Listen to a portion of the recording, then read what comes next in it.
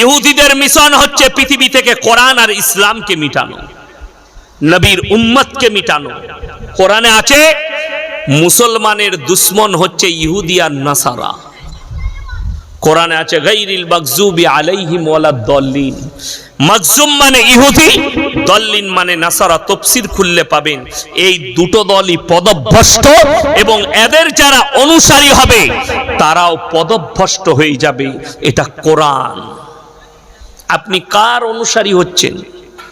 কাকে দেখে চলছেন? আপনি ভেবে দেখুন, চিন্তা করুন। আজকে ফিলিস্তিন আর গাজার মুসলমানদের হাল তাকিয়ে দেখুন, আর গোটা বিশ্ব নীরব ভাবে বসে আছে। বিশ্বের মুসলিম নীরব ভাবে বসে আছে। গাজার মানুষের কাছে খাবার নেই, আর আরবের নেমোখারাম বাদশাহ সালমান প্রিন্স সাকিরার মতো একটা বেশ্যা মেয়েকে নিয়ে এসে নাচ করিয়ে 25 কোটি টাকা দিয়ে ড্যান্স করাচ্ছে। আপনি অনুভব করতে পারবেন না। খোদার গজব নাজিল হয়েছে দুবাইয়ের ওপরে। দুবাইয়ের হাল তাকিয়ে দেখুন। যারা মনে করেন, যারা ভাবছেন যাদের কাছে টাকা আছে তারাই কামিয়াব, আল্লাহর কসম করে বলছি তারা কামিয়াব লয়। আল্লাহ যাকে কামিয়াবি দিবে সেই একমাত্র কামিয়াব হবে। তাকিয়ে দেখুন, ঈদের গোটা বিশ্বের মানুষ ঈদের জামা কাপড় কিনাই ব্যস্ত। বাজারে গিয়ে আমার মেয়ের জন্য এই কাপড়টা লাগবে না, আরো একটা দামি কাপড় নেবো। আমার ছেলের জন্য এই জামা নয়, আরো একটা দামি পাঞ্জাবি দাও। 1000 টাকার পাঞ্জাবি হবে না, 1800 টাকার পাঞ্জাবি বার করো।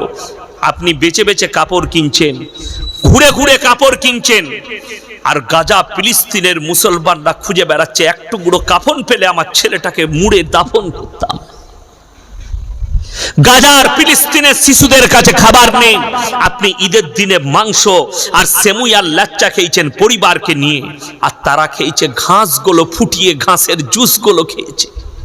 বাচ্চা ছেলে ঘাস ছিঁড়ে খাচ্ছে। বিশ্বের মুসলিম চুপচাপ বসে আছে। দুবাইয়ের শেখরা, হারাম করের আওলাদরা ইসলামের রসুলের ঐতিহ্যকে শেষ করে তারা পৃথিবীর বুককে দেখালো যে আমরা সেকুলার দেশ। মন্দির উদ্বোধন করেছে। খোদার গজব নাযিল হয়েছে।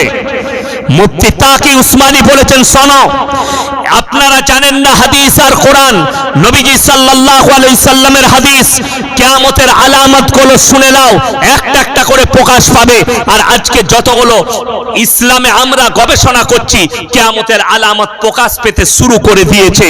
শুনেলেন, তার মধ্যে হচ্ছে গাজা আর ইসরায়েলের দুশমনী। গাজা ফিলিস্তিনের আর ইসরায়েলের যুদ্ধ তার একটা চিঙ্গারি। গোটা পৃথিবীতেই চিঙ্গারি ছড়াবে।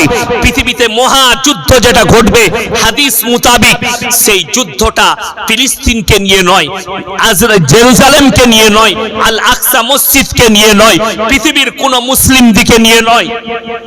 মহাযুদ্ধ যেটা ঘটবে সেটার নাম হচ্ছে ফোরাত নদী। ফোরাত নদীর পানি শুকিয়ে গিয়ে সোনার পাহাড় বের হবে, আর গোটা বিশ্ব জড়িয়ে যাবে সেই পাহাড়কে নিয়ে যুদ্ধে। অর্ধেক দুনিয়া ধ্বংস হবে, পরমাণু যুদ্ধেই পরিণত হবে সেই পাহাড়কে নিয়ে। আপনি কি মনে করছেন যুদ্ধ খালি ওখানেই দাঁড়িয়ে থাকবে? গোটা বিশ্বের দরবারে পৌঁছে যাবে যুদ্ধ, মহাযুদ্ধে পরিণত হবে। হাজার হাজার মুসলমানের, হাজার হাজার মানুষের প্রাণ চলে যাবে। আমার ভাই, আল্লাহর কাছে কাঁদবেন, আল্লাহ আমাদের ঈমানকে মজবুত করে দাও, বলুন আমিন। আপনি ভেবে দেখুন, আমরা ভারতবর্ষে বাস করছি, আমরা সেকুলার দেশে বাস করছি। আপনার কাছে পানি আছে, আপনি পানি পান করছেন। তাদের কাছে পানি নাই, তারা ড্রেনের পানি পান করছে। আল্লাহর পৃথিবীতে যতগুলো আযাব আছে, সব থেকে বড় আযাবের নাম হচ্ছে অভাব। এর থেকে বড় আল্লাহর আযাব আর কিছু নাই দুনিয়াতে, অভাব। পেটের জন্যে মায়ানমারের মুসলমানদের ওপরে যখন হত্যাকাণ্ড চালালো আং সান সু কি সরকার, মায়ানমারের মানুষ, মুসলিমরা, রোহিঙ্গা মুসলিমরা বাংলাদেশে পালিয়ে এসে আশ্রয় শিবিরে আশ্রয় নিল।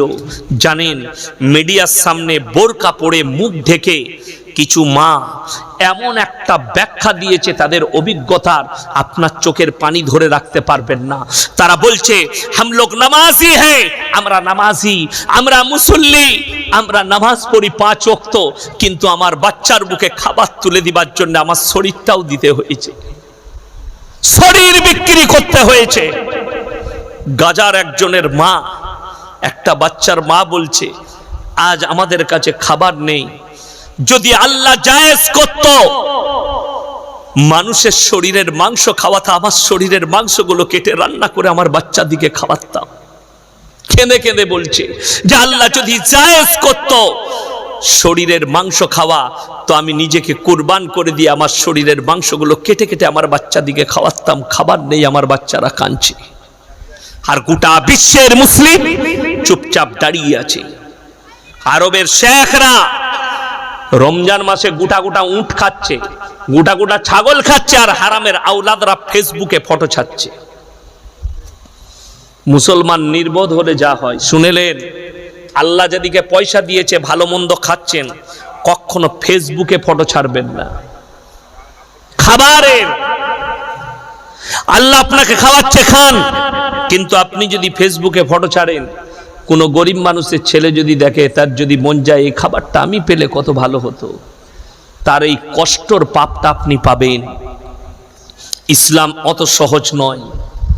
আল্লাহ দিনকে যতটা সহজ করেছে আপনি ততটা কঠিন বানিয়ে নিয়েছেন। আজকে মুসলমানের কাছে নামাজ নেই। আপনি বলছেন, আজকে ভেবে দেখুন, রমজানের মাস গেল না গেল না আমাদের কাছে, কথা বলেন। রমজানুল মুবারকের মাস চলে গেল, রমজান মাসে মসজিদে জায়গা ছিল না, ঠিক বললাম না ভুল বললাম? ঈদের দিন থেকে মালগুলোকে আর খুঁজেই পাওয়া যাচ্ছে না, কথাটা ঠিক বলিনি? গেল কোথায়? এরা বলছে আমরা 1 মাসের নামাজি, পুরো বৎসর আর থাকবে না। তোমার জানাই নেই নবীজি সাল্লাল্লাহু আলাইহি সাল্লামের হাদিস, যার নামাজ নাই তার মধ্যে ইসলাম নেই। যদি কেউ বেনামাজি বসে থাকেন, তারা কান খুলে শুনে যান, আপনি যতই বলেন আমি ইসলামে আছি, আপনি ইসলামের মধ্যে খারিজ হয়ে গেছেন। যার নামাজ নাই তার মধ্যে ইসলাম নাই। এই কথা, এই হাদিস যদি কোনো বাপের বেটা মৌলবি কেটে দেয়, আমি বক্তব্য দেওয়া ছেড়ে দেব ইনশাআল্লাহ। নিয়ে আসুন সেই মৌলবিকে, যে বলবে নামাজ না পড়েও মুমিন থেকে যাবে, নামাজ না পড়েও ইসলামে থাকবে।